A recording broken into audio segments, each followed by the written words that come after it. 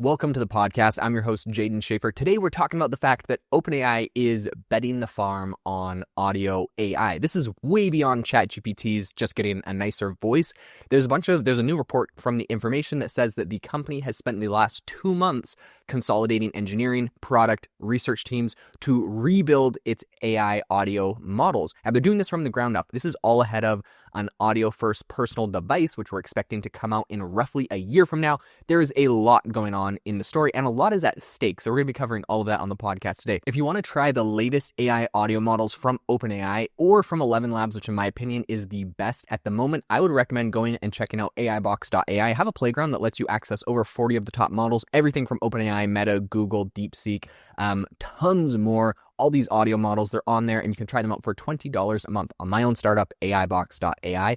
I'll leave a link in the description if you want to go try that out. This big focus that we're seeing from OpenAI right now to push audio AI, I think shifts, or essentially is kind of showing what's happening in the broader tech world. Right now, screens are starting to fade into the background. They're not, the trendiest thing. A lot of these Silicon Valley startups and venture capitalists, a lot of people are talking about how screen time or screen addiction is bad. And so it feels like people are kind of pushing away from screens. And with that, audio is kind of taking the forefront. It feels like this is the response. There's, of course, smart speakers that have already normalized voice assistants, and those are in over a third of US households. Meta recently added, of course, a feature to their Ray-Ban smart glasses. They use a 5-microphone array that essentially isolates a voice in a noisy environment. So if you're talking to someone in a bar or at, in some sort of noisy store or market, and you look at them, it has these 5 microphones, it isolates their voice, and in your ear will amplify just their voice. So effectively, it is, turning your head into a directional microphone. Google also started testing audio overviews in June, which is, covering the search results into conversational summaries. And Tesla, of course, is weaving xAI's Grok into its vehicles to create a voice-driven assistant that can help you when you're doing navigation or even like climate control, that kind of stuff. You could just talk to it and say, hey, turn the heat up, etc. So big tech, I think right now is not the only one that is betting really big on audio. There is a collection of startups that are chasing the same idea. There's, some of them that have, been successful, and others that have, it feels like, failed extraordinarily, including Humane's AI pin, which burned through hundreds of millions of dollars before essentially becoming a bit of a cautionary tale for screenless wearables. There's, of course, the Friend AI pendant. This is a necklace that you wear around your neck. It got famous because the CEO bought Friend.com for like $6 million and basically blew their entire fundraising round on the domain name. And with that, their necklace is essentially just sitting there, and it records your life and it keeps you company. And, some people are curious about it. A lot of people are worried about privacy concerns. It's a crazy product. So I think right now there's at least 2 more companies, including Sandbar and another that's led by the Pebble founder, Eric, which, if anyone remembers Pebble, this was like the biggest Kickstarter of all time back in the day. I think they raised like $10 million for a smartwatch. This is before the Apple Watch came out. Very cool, novel idea.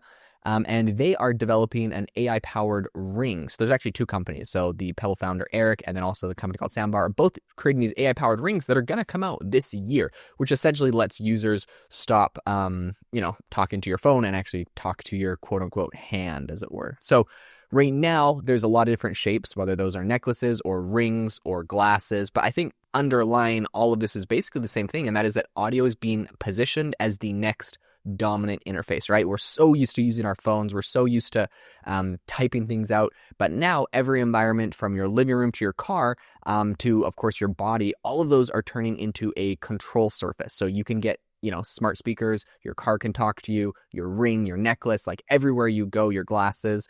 So right now, I think this is why OpenAI is putting a massive focus on an upcoming audio model. It's expected early this year, so 2026. And it's reportedly designed to sound more human, handle interruptions like a real conversation partner, and even speak over you mid-sentence, which is kind of interesting / annoying. I'm hoping you can turn that feature off if possible. I know the goal here, they're like, well, a human wouldn't let you just keep talking forever and ever, but it's like, well, sometimes I would like to, recently I was using the chat feature on ChatGPT today. And I was like, okay, I want you to do XYZ thing. And it was like, okay, I can do that thing. And I just kind of cut it off because I'm like, great, whatever. Here's everything you need to know. And I'm just listing out just tons and tons of information for this specific problem, trying to give it all the context, kind of the same way I would copy and paste a massive document in. And I can only imagine if like halfway through that, it was interrupting me to ask like follow-on questions where I'm like, no, just listen to all my information first, wait till I stop speaking. So I don't know. They're trying to make it sound more human, but you can imagine ways that will also be more annoying when you're trying to use it to get some work done. Anyways, we'll see how customizable that is. They said that they are also going to be imagining an entire lineup of devices, including glasses or a screenless speaker that behave less like utilities and more like companions. So that's kind of interesting approach that OpenAI is taking. And all of that and a lot of those products, I think, are going to come basically out of the partnership that not Apple, but Johnny Ive, who was formerly the Apple design chief, he made a deal with OpenAI. They bought his hardware company, which we don't even know what the product was, but they bought it for $6.5 billion. With that, they essentially got his design firm, which was called IO. This happened back in May of last year. And I think the big focus that he's always said with his design firm is that has this big emphasis on reducing device addiction. So audio first products, in his view, offer a chance to correct some of the mistakes that happened in earlier generations of consumer tech. His idea is that, we're addicted to all these bright, colorful videos and things on our screens. And so if he can make a screenless device, then people are going to be, less addicted, but it can be kind of a useful thing. What's interesting, though, is they specifically say they're not trying to create a utility or like this like useful thing. They're trying to create a companion. So something that you talk to, that you maybe use. It gives you information, ideas. I'm so curious where this companion goes. I think that's what Friend is sort of trying to make with their pendant. Like it listens to you and it can message you on your phone. That's the other crazy thing about pendant, or the Find pendant. It doesn't actually talk to you. You don't have conversations with it. It just has a microphone which transcribes the text and then sends you text messages. Anyways, it's interesting. There's a lot of things at stake here. I'd be very curious to see if the companionship one really is that popular. Like I definitely can see value in using these for utility, but companionship is interesting. I will say recently I had a very, very long conversation. It was, of course, the new year. And so I had a very long conversation with ChatGPT where I basically, and this wasn't chat, but parts of this I used the voice mode to give a bunch of details. But I basically went in there and gave it every single revenue stream I had last year and how much money I made from every single one, and gave it a bunch of business ideas I had for this year and asked it where I should focus my time, what opportunities I was leaving on the table. Basically asking it for like sort of like financial advice to break down all my businesses. It did an incredible job, told me areas where I needed to focus more, should focus less on. Like I think intuitively some of those things I could have told myself that, but it's so hard when you have these ideas that you feel sort of like emotionally attached to, and it feels good to have a third party that feels non-biased, just listen to the data and give you an output. So like, when we're talking about having a companion, and when Johnny Ive talks about having a companion, like, yeah, I use ChatGPT for that, but like if I had some sort of, speakerless device on my desk where I was just talking to it and it was responding and it was like business coaching me, very useful. But I sort of view that more as a utility than a companion, instead of just being like, wow, it's a beautiful day. Like, I don't know, like what you talk to a companion about to actually keep you company? I feel like that feels sort of dystopian, where I know some people don't have people, but we should all have people. And if there's people that don't have people, I feel like it's society's job in one way or another, whether that's family or communities, to reach out to those people. I know it sort of goes philosophical, but I love the uses, the productivity gains of AI. I don't think that we need to replace our relationships with them and make these our primary companions. When possible, if you have the opportunity to have connections with real people, I think that's always should be prioritized and put number one, especially because AI can go off the rails and all sorts of issues can arise. And obviously we're humans. We need humanity. We need people around us. So anyways, off my philosophical soapbox there for a second.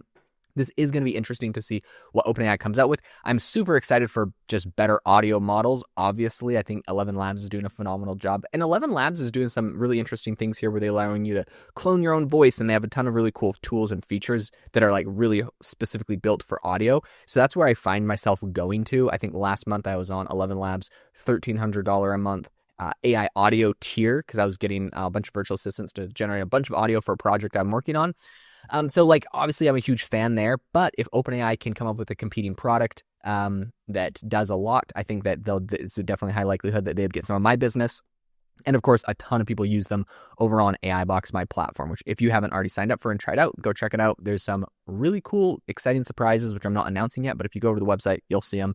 So yeah, go check it out. Thank you so much for tuning into the podcast. As always, if you could leave a review, that would help the show a ton. And I hope you have an incredible new year in 2026. All right, catch you in the next episode.